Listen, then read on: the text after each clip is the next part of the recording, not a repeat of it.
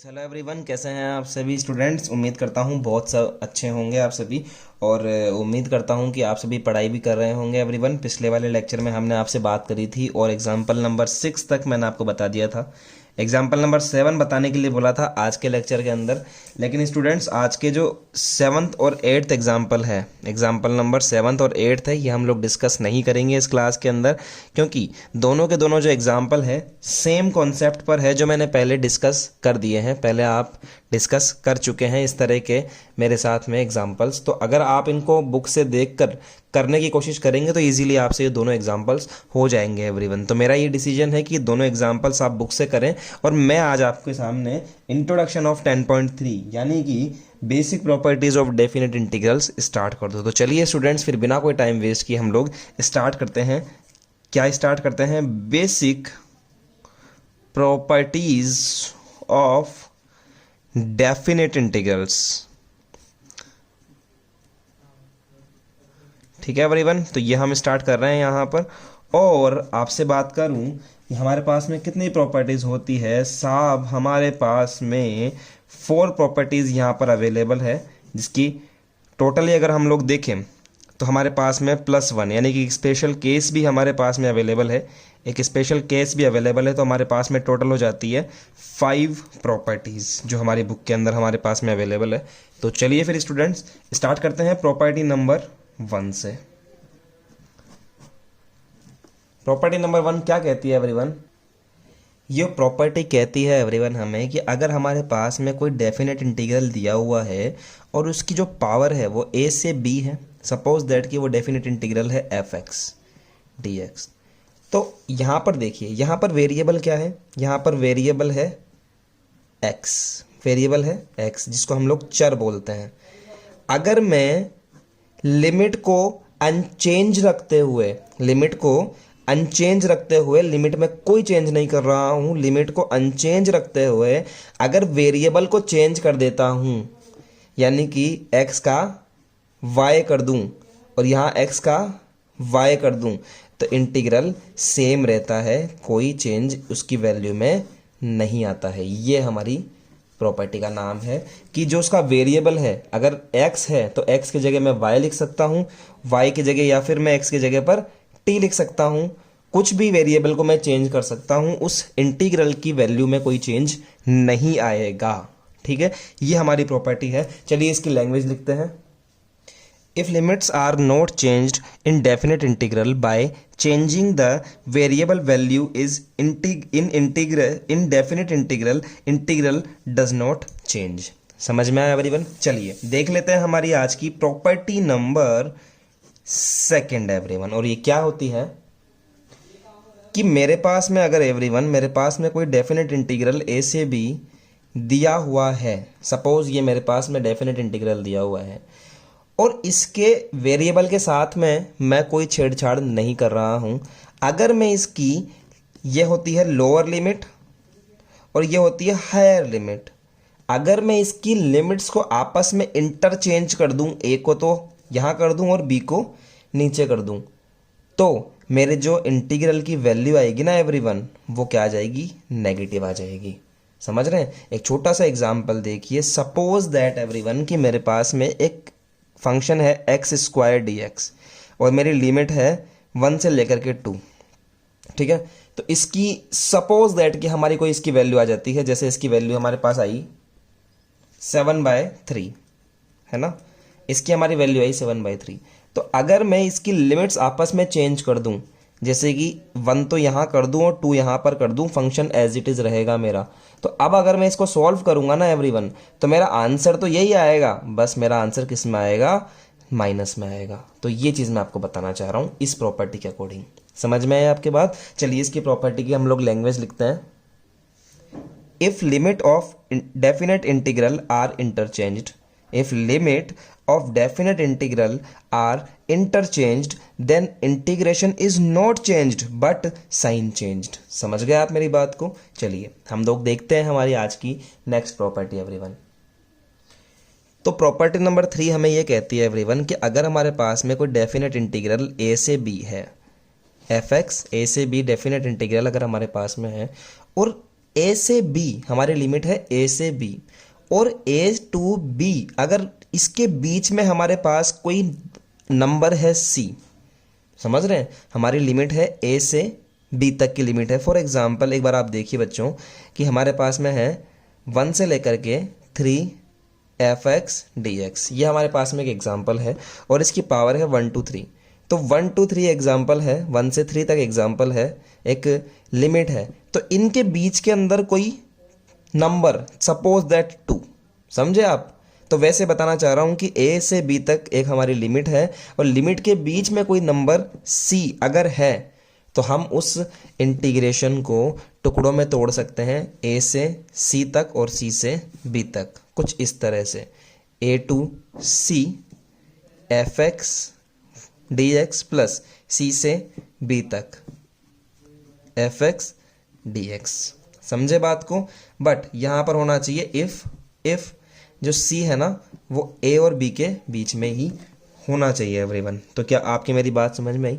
और अगर मैं जनरलाइजेशन की बात करूं, इसकी कोई थ्योरी नहीं है, अगर मैं जनरलाइजेशन की बात करूं कि जनरलाइजेशन का मतलब है कि कैसे कहां पर यूज़ कर सकते हैं।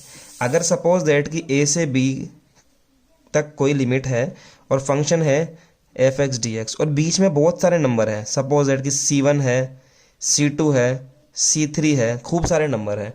तो हाँ, इनको आप खूब सारों में भी तोड़ सकते हो। पहले आएगा ए से C3 F x d x, C3 से C2, C3 से C2, समझ रहे हैं, f x d x plus C2 से C1, C2 से C1 f x d x plus C1 to B, C1 to B f x d x. समझ में आया आपकी बात। तो बीच में कितने भी हों कांस्टेंट हम उनके टुकड़ों में तोड़ सकते हैं, ये हमें हमारी प्रॉपर्टी कहती है एवरीवन। चलिए प्रॉपर्टी नंबर 4 के ऊपर बात करना चाहता है, and this is the most important property everyone, most important property. आधे से ज़्यादा सवाल सिर्फ और सिर्फ इस अकेली प्रॉपर्टी से हो जाते हैं। 60 to 70% सवाल हमारे जो हैं वो मोस्ट इंपॉर्टेंट इस प्रॉपर्टी से हमारे हो जाते हैं। ये प्रॉपर्टी हमें क्या कहती है एवरीवन, इस प्रॉपर्टी की भी कोई लैंग्वेज नहीं है, डायरेक्टली समझने की कोशिश कीजिएगा कि क्या होती है ये प्रॉपर्टी। ये प्रॉपर्टी हमें कहती है कि अगर हमारे पास में कोई डेफिनेट इंटीग्रल है ए से लेकर के बी तक का एफ एक्स डी एक्स, तो आप क्या कर सकते हैं, आप ए से बी अगर हमारी लिमिट है तो आप इस वेरिएबल की जगह पर इन दोनों को ऐड करके यानी कि ए प्लस बी करके और माइनस वो वेरिएबल पुट कर सकते हैं, कैन बी पुट, यानी कि ऐसे लिख सकते हैं ए टू बी एफ की जगह एफ और एक्स की जगह पर ए प्लस बी माइनस एक्स और डी एक्स, यानी कि ये चीज़ आप लिख सकते हैं एवरीवन। समझ में आया आपकी बात को, ये चीज़ आप लिख सकते हैं। चलिए इसका एक छोटा सा मैं आपको प्रूफ करके दिखाता हूँ ताकि आपके समझ में आ जाए कि सर ऐसा क्यों होता है, क्योंकि कुछ बच्चों के दिमाग में ये बात आ रही होगी कि सर ऐसा कैसे लिख सकते हैं, आप बताइए। तो चलिए उन बच्चों का डाउट क्लियर करने के लिए हम लोग एक प्रूफ कर लेते हैं छोटा सा, इस प्रॉपर्टी का प्रूफ कर लेते हैं। सपोज दैट एवरीवन मैं राइट हैंड ले रहा हूँ, यानी कि मैं RHS आपके सामने ले रहा हूँ। एक सेकेंड हम लोग न्यू पेज ले लेते हैं। यस, मैं आपके सामने यहाँ पर RHS लेने की कोशिश कर रहा हूँ। What is the RHS here? A to B f x a plus b minus x d x. यहाँ क्या किया मैंने, इस वाली टर्म को लेट कर लिया, let a plus b minus x is equal to t, और हम लोग एक नया वेरिएबल टी एज्यूम कर चुके हैं। तो दोनों तरफ हम क्या करते हैं, दोनों तरफ हम लोग डिफरेंशिएशन करना स्टार्ट करते हैं। चलिए देखिए यहाँ हो गया, ये तो कांस्टेंट है 0, कांस्टेंट का डिफरेंशिएशन 0, और यहाँ हो जाएगा minus d x is equal to d t. आपकी बात समझ में आई। ये वाली जो लिमिट्स थी एवरीवन, ए से बी तक की जो लिमिट्स थी, ये लिमिट किसकी है, ये लिमिट तो एक्स की है, और लास्ट लेक्चर में मैंने आपको लिमिट चेंज करना सिखाया था। यहाँ से देखिए, अगर मेरी एक्स इक्वल टू ए है, if x equal to a है, तो यहाँ पुट कीजिए इस जगह पर, देखिए a plus b minus x equal to t में अगर मैं एक्स की जगह पर ए पुट करता हूँ तो a plus b minus a is equal to t. A से ए कट जाएगा तो टी की जो पावर आ जाएगी वो क्या आ जाएगी, बी। लोअर लिमिट आई गई हमारी बी। और इफ़ एक्स बराबर अगर मेरी बी है तो a plus b minus x equal to t में रखेंगे यहाँ पर a plus b minus b is equal to t, और b से b कैंसिल हो जाएगा तो a इज इक्वल टू बन जाएगा t। यानी कि हमारा जो क्वेश्चन है उसकी लिमिट भी चेंज हो चुकी है इस बार। जब हमारा x इक्वल टू a है तो limit t is equal to b है, x इक्वल टू जब b है तब limit t is equal to a है। चलिए सब्सटीट्यूट करते हैं क्वेश्चन के अंदर। जब a था तो t is equal to b है, जब b था x इक्वल टू तो t इक्वल टू a है। तो लिमिट कुछ इस टाइप से चेंज हो गई है। f की जगह f रहेगा, यहाँ पर हम लोग लिखेंगे इस पूरी की जगह पर t, और dx की जगह पर हम लोग लिख देंगे एवरीवन। देखिए dx को अगर मैं रोकूंगा तो माइनस उधर चला जाएगा, dx की जगह पर आएगा माइनस dt। आई बात समझ में? तो ये मेरा एट लास्ट क्वेश्चन बन चुका है, बन गया। अब आपको एक प्रॉपर्टी नंबर सेकंड तो याद ही होगी, क्या थी कि अगर a से b कोई फंक्शन है f(x) dx, और अगर मैं इसकी लिमिट्स को इंटरचेंज करता हूँ, अगर मैं इसकी लिमिट्स को इंटरचेंज करी तो हमारा बाहर क्या आ गया, माइनस आ गया। तो यही चीज़ कर सकते हैं एवरीवन कि यहाँ पर देखिए ऑलरेडी माइनस है, तो क्या मैं इसको ऐसे लिख सकता हूँ a से b, पहले b टू a था अब a to b ft dt लिख सकते हैं ना ऐसा, लिमिट चेंज करके और माइनस को एब्जॉर्ब करवा दिया इस प्रॉपर्टी से। ऐसे से ऐसे जा सकते हैं तो भैया ऐसे से ऐसे भी तो आ सकते हैं, समझ गए बात को? तो ये पहुंच गए। अब हम लोग क्या कर रहे हैं, by property number 1, by property number first हम t is replaced by x कर रहे हैं। तो क्या हो गया, a b f t की जगह पर कर दिया x dx। समझे आप बात को? तो आप देख लीजिए ये तो हमारा LHS है, हम RHS से चले थे, हम RHS से चले थे, हम LHS ला चुके हैं। ठीक है, तो समझ में आया आपकी बात? ये हमारा प्रूफ आपके समझ में आना चाहिए, हैंड्स प्रूफ्ड है। तो इसका मैंने प्रूफ करवा दिया, बाकियों का प्रूफ मैंने आपको नहीं करवाया, आई थिंक वो इजी है इसलिए नहीं करवाया। ठीक है, बाकी प्रॉपर्टीज़ को लर्न कर लीजिए। और हाँ, एक फिफ्थ प्रॉपर्टी और हमारी बचती है यहाँ पर, ये आपने नोट कर लिया होगा, आई होप, नहीं किया तो कर लीजिए फटाफट से। ये लीजिए साहब, है ना, ये लो, अब उतारो। तो आओ देखते हैं हमारी प्रॉपर्टी नंबर 5 जो है वो बहुत ही अच्छी प्रॉपर्टी है और बहुत जगह पर यूज़ होती है। देखिए हमारा पहला जो हम लोग क्वेश्चन लेंगे वो भी इसी प्रॉपर्टी पे बेस्ड होगा, प्रॉपर्टी नंबर 5 पर। तो प्रॉपर्टी नंबर 5 बेसिकली एक स्पेशल केस है, एक स्पेशल केस है प्रॉपर्टी नंबर 4 का। स्पेशल केस हो प्रॉपर्टी नंबर 4 कि अगर मान लीजिए साहब इफ़ ए जो है नीचे वाली limit a is equal to 0 है, तो अगर यहाँ पर 0 है, यहाँ पर b है और आपके पास में कोई फंक्शन है f(x) dx, तो भी आप उसको 0 plus b minus x put कर सकते हैं। यहाँ पर 0 प्लस b माइनस एक्स यहाँ पर पुट करते हैं तो आपकी वैल्यू जो होगी इंटीग्रल की वो अनचेंज्ड रहेगी। 0 टू b, 0 प्लस b तो b रहेगा minus x, f b minus x dx। समझ में आया आपकी बात? तो इस तरह से आप ये वाला क्वेश्चन करेंगे एवरीवन। चलिए प्रॉपर्टीज हमारी होती है खत्म और बात करते हैं आपसे हम आज के पहले क्वेश्चन और आरबीएससी एग्जाम्पल नंबर 10 के बारे में।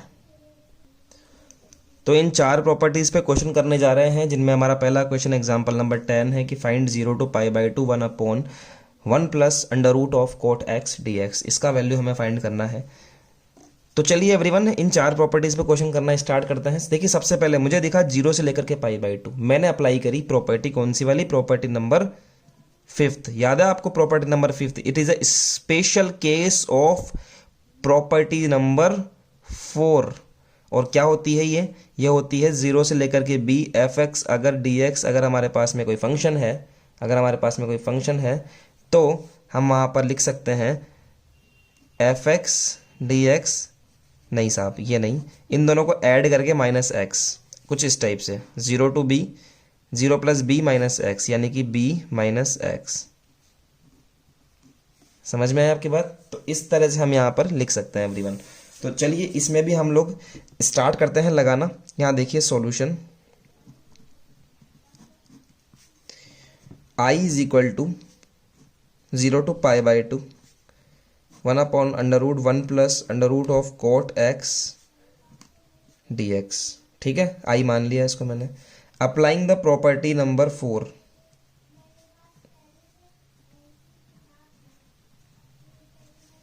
तो यहाँ आई रहेगा क्योंकि मैंने आपको बोला कि वैल्यू चेंज नहीं होता है। तो यहाँ हो जाएगा 0 + 0 से π/2 और 1 plus under root of cot की जगह पर मैंने क्या लिख दिया 0 + π/2 0 + π/2 माइनस एक्स। ये हो जाएगा कोट 0 + π/2। क्या कर रहा हूँ मैं, put 0 + π/2 minus x is equal to x. X की जगह पर पुट कर रहा हूँ 0 + π/2 माइनस एक्स। बोलो भैया बात समझ में आई। और dx की जगह पर dx रहेगा। सॉल्व करूँगा तो क्या आ जाएगा 0 to π/2 आ जाएगा 1/1 प्लस, देखिए कोट π/2 माइनस एक्स क्या हो जाएगा, ये हो जाएगा 10x और ये रहेगा dx एज इट इज। अब आप ध्यान से देखिए एवरीवन, क्या मैं इसको ऐसे लिख सकता हूँ फर्स्ट वाले सवाल को, देखिएगा i is equal to 0 to π/2। मैं कोट एक्स को लिख रहा हूँ कोस एक्स अपॉन साइन एक्स। क्या लिख रहा हूँ साहब, कोस एक्स अपॉन और साइन एक्स। तो जैसे ही मैं इसको कोस एक्स अपॉन साइन एक्स लिखता हूँ, मेरे पास में जो वैल्यू बनेगा सॉल्व करके वो बनेगा साइन एक्स अपॉन में under root of sine x plus root में कोस एक्स। कैसे बनेगा, cos x upon sine x रख के यहाँ एलसीएम लेकर के नीचे वाली टर्म को ऊपर पहुंचा दिया, तो यहाँ हो गया रूट में साइन एक्स अपॉन में रूट में साइन एक्स प्लस रूट में कोस एक्स। एवरीवन क्या आपको मेरी बात समझ में आई एवरीवन? तो इस तरह मिल जाएगा। इसको हमने नाम दिया इक्वेशन नंबर फर्स्ट। और सिमिलरली मैंने इसको भी चेंज किया, i इज इक्वल टू यहाँ पर भी मैंने साइन अपॉन कोस को चेंज किया। देखिए 10 को मैं लिख सकता हूँ 10x is equal to sine x upon में आएगा क्या, कोस एक्स। जैसे ही मैंने यहाँ पर sign x upon cos x put किया, मेरे पास में जो वैल्यू बना एवरीवन वो बनेगा मेरे पास में cos x divided by sine x plus में, ये अंडर रूट हटाओ यहाँ से, कोस एक्स, यहाँ पर भी dx और यहाँ पर भी dx। Equation number 2। ठीक है, हमेशा सवालों को ऐसे ही करना है एवरीवन कि फर्स्ट वाली इक्वेशन और सेकंड वाली इक्वेशन ऐसे बना के अब करेंगे हम लोग adding equation number 1 plus equation number 2। इन दोनों इक्वेशंस को हम लोग ऐड करेंगे। देखिए i में i ऐड होगा तो बनेगा 2i और यहाँ पर हम लोग ऐड कर रहे हैं 0 to π/2 under root of sine x plus under root of cos x plus under root of cos x divided by sine x plus में आएगा under root of cos x. यहाँ भी dx है, यहाँ भी dx है। ठीक है, तो यहाँ हो जाएगा 2i, यहाँ पर भी 0 to π/2 है।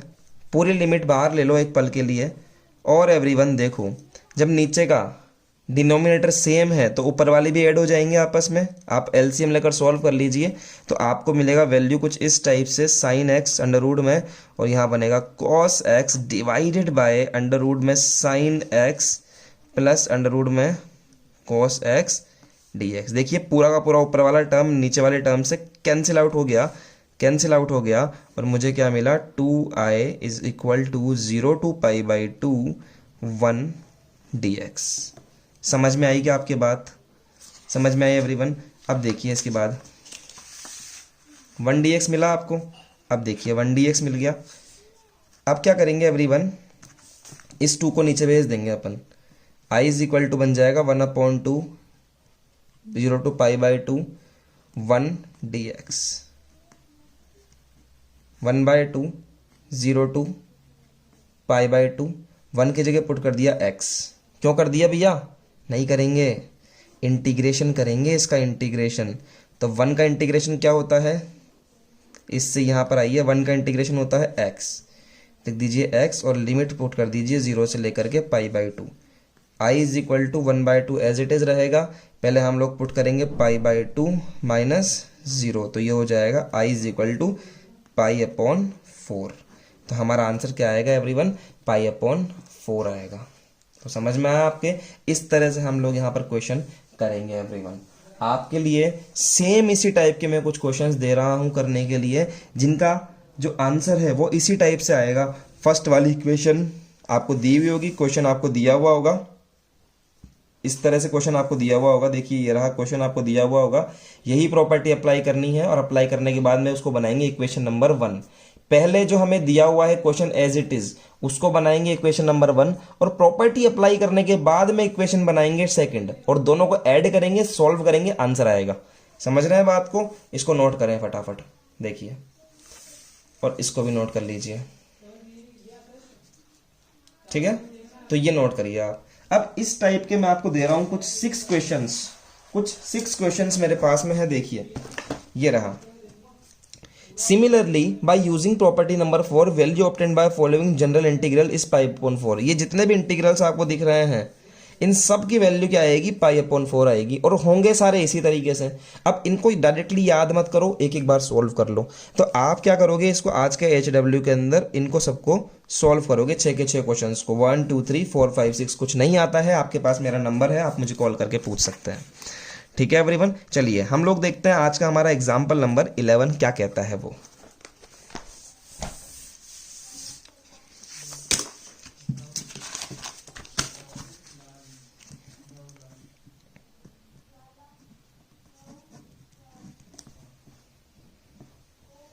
हमारे पास में क्वेश्चन है एवरीवन, तो ये हमें प्रूव करना है, प्रूव दैट दिस टर्म। चलिए लेता हूं मैं आपके सामने LHS माइनस ए से लेकर के ए fx dx, और apply property number 4, apply property number 4। चलो क्या होता है प्रॉपर्टी नंबर 4? इन दोनों को ऐड करके -x यहां पुट करते हैं। तो चलिए पुट करते हैं, -a से a f, x के जगह पुट कीजिए a lower limit plus upper limit minus x dx। जैसे ही मैं ये पुट करता हूँ, यहाँ से ये कट गया, क्या आ गया मेरे पास? -a से a f minus of x dx। तो देखिए ये हमने LHS लिया था, हमारे पास में RHS आ गया। ये देखिए बिल्कुल सिंपल सा क्वेश्चन था, कुछ भी नहीं था इस क्वेश्चन में, ऐसे क्वेश्चन आते भी नहीं एग्जाम में। चलिए देखते हैं example number 12। Find out the value of this. ठीक है, इसकी हमें वैल्यू फाइंड करनी है। जिन बच्चों को आ रहा है वो बच्चे क्या करेंगे, प्रॉपर्टी नंबर 5 अप्लाई करें उसके अंदर, और करके दिखाओ भैया। I इज इक्वल टू 1 से 4 under root of x under root 5 minus x plus of root x और dx, ये आपके पास में है। और अप्लाई प्रॉपर्टी नंबर 4, इसको मैंने इक्वेशन नंबर 1 दे दिया। जिन बच्चों को आ रहा है पॉज करके खुद ट्राई करो अगर कुछ सीखना है तो, ठीक है। अप्लाई प्रॉपर्टी नंबर 4, चलिए करते हैं 1 to 4। x की जगह पुट करते हैं 1 + 4 माइनस एक्स। क्या पुट करते हैं साहब? 1 + 4 माइनस एक्स, 1 + 4 माइनस एक्स। यहाँ पर भी हम लोग सेम टू सेम अप्लाई करेंगे, 5 माइनस 1 + 4 माइनस का x प्लस x की जगह पर यहाँ भी लिखेंगे हम लोग 1 + 4 माइनस एक्स। बात समझ में आई? और चलिए सॉल्व करते हैं थोड़ा सा 1 से 4 तक। यहाँ आ जाएगा 5 माइनस एक्स, यहाँ आ जाएगा एवरीवन। देखिए जब इसको ओपन करूँगा तो यहाँ आ जाएगा 5 से 5 कट जाएगा, माइनस माइनस प्लस, तो ये हो जाएगा प्लस का x। ओहो हो, एक सेकंड, ये अंडर रूट यहीं तक है एवरीवन, है ना? ये अंडर रूट यहीं तक है, इसको हटाएंगे यहाँ। अंडर रूट ऑफ x, ये अंडर रूट यहीं तक है, तो यहाँ आ जाएगा अंडर रूट ऑफ x, और ये नेक्स्ट अंडर रूट आ जाता है प्लस लगा के। ये देखिए अंडर रूट यहीं तक है, ये काट दिया मैंने इसको, प्लस यहाँ आ जाता है 5 माइनस एक्स, और इसको दे दिया मैंने equation number 2। Adding equation number 1 plus equation number 2, इसमें इसको ऐड करो तो i प्लस आई कितना हो गया? 2i, और यहाँ इन दोनों को ऐड करूँगा तो हो जाएगा 1 से 4 under root of x, 5 minus x plus root x plus 1 से 4, यहाँ हो जाएगा 5 माइनस एक्स, अंडर रूट में आ जाएगा root x plus under root of 5 minus x. बात समझ में आई? तो इस तरह से अब हम क्या करेंगे, 2i इज इक्वल टू 1 से लेकर के 4, यहाँ हो जाएगा 5 माइनस एक्स, देखिए दोनों का एलसीएम लेंगे, 5 minus x plus of under root x, ऊपर की तरफ भी आ जाएगा same to same root x plus under root of 5 minus x d x, यहाँ भी आ गया डी एक्स, यहाँ भी आ गया डी एक्स, ये पूरी की पूरी टर्म कट जाएगी, यहाँ आ जाएगा सिर्फ और सिर्फ 1, यहाँ आ जाएगा सिर्फ और सिर्फ 1, तो then 2i is equal to 1 से लेकर के 4 1 डी एक्स। सेम वही बात आ गई, यहाँ देखिए 2i इज इक्वल टू 1 से लेकर के 4 1 डी एक्स, इस 2 को नीचे ले जाओ तो 1/2 1 से लेकर के 4 1 डी एक्स, 1/2 यहाँ कर दिया, 1 का हो गया x, लिमिट लगा दी 1 to 4, पहले 4 रखेंगे फिर हम लोग यहाँ पे 1 रखेंगे, तो 1/2 4 माइनस 1 हो गया खत्म, तो आंसर आ गया 3/2। This is our required answer everyone. समझ में आया आपके? तो इस तरह से हम लोग यहाँ पर कुछ क्वेश्चंस करेंगे। और चलिए फिर 4 प्रॉपर्टीज पे आप कुछ क्वेश्चंस करिए एवरीवन, कुछ क्वेश्चंस हैं जो आप करिए इस पर, जैसे कि हम लोग एक्सरसाइज में अगर आते हैं, है ना, तो देखिए कुछ एग्जांपल्स मैं आपको बता देता हूं करने के लिए।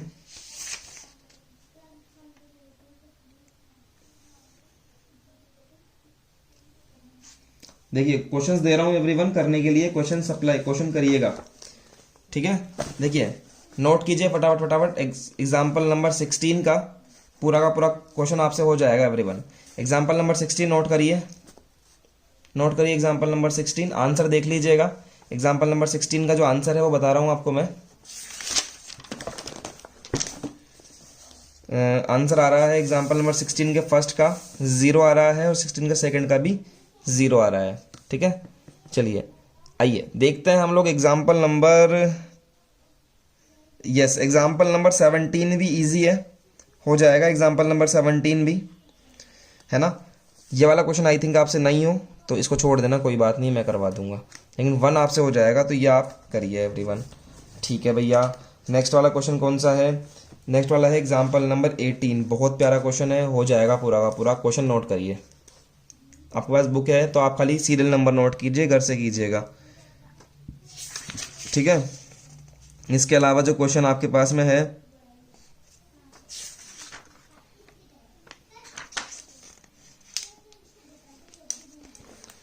ये रही आपके 10.3 एक्सरसाइज, इसमें से आप करिए क्वेश्चंस को, जो आपसे हो जाए वो कर लो, जो नहीं हो रहा वो कोई बात नहीं है, वो मैं बता दूंगा आपको, ठीक है। क्योंकि अभी कुछ प्रॉपर्टीज बची हुई हैं, जब उनको पढ़ा दूंगा तो सारे क्वेश्चंस आपसे बनने लगेंगे एवरीवन, ठीक है। ये लो,